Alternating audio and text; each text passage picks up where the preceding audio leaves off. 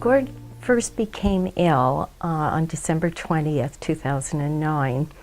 And this is a man who had never been ill before in his life. It took 5 months to get a diagnosis.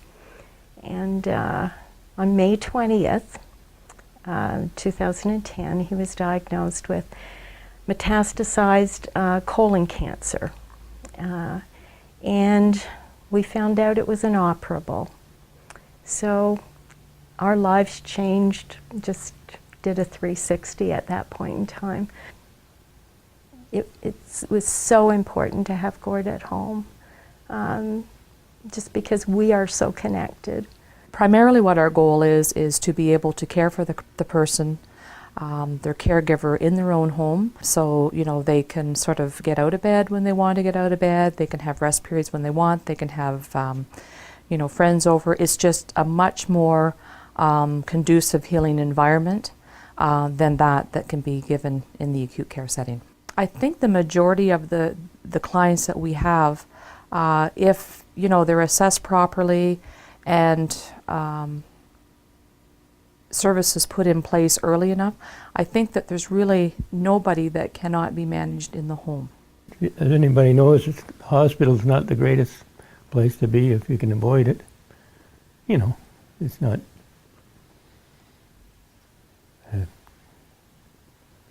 much better to be at home. You can do you get your meals and stuff that you normally have, and especially when you've got a great partner. Gord was going through one of his rough patches that required, you know, that I check on him every hour, at the most every 2 hours. He was needing attention.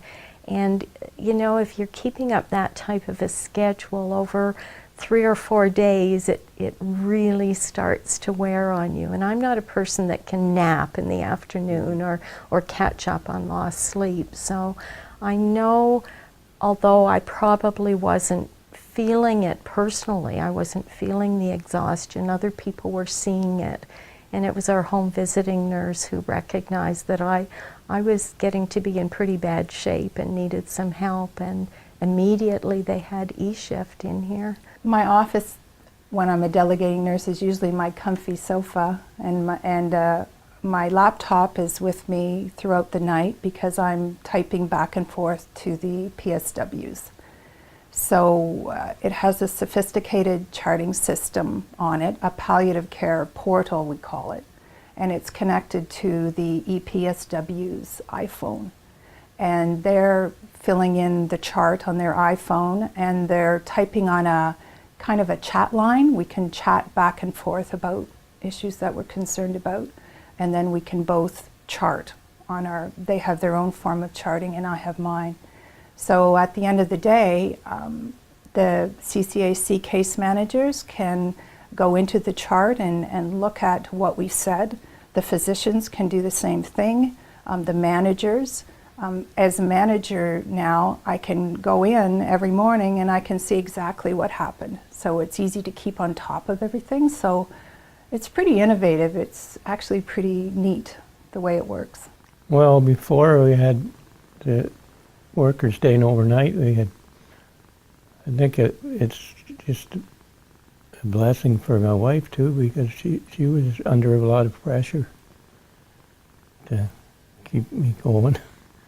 You know, and she was really feeling the stress of the, you know, looking after me overnight when I needed help. So I think that was one of the big pluses.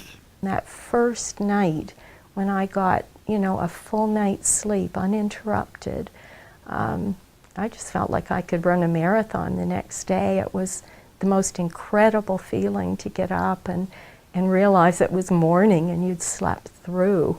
You know, I mean, initially you're feeling panic, oh my goodness, did I sleep through something, you know, but then there's the realization that no, somebody else took care of everything, and that's just wonderful. I just can't say enough about the people that work with us, that we've got the cream of the crop. I know it.